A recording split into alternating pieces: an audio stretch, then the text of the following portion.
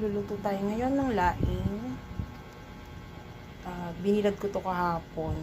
Kinuha ko sa bundok. Luya, sibuyas at bawang. Ito lang ang pansasahog ko.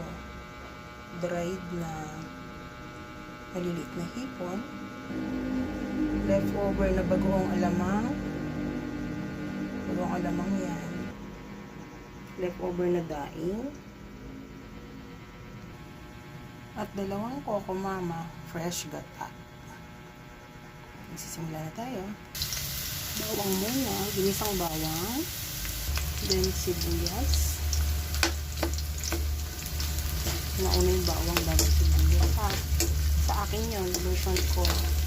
Tapos yung ating luya.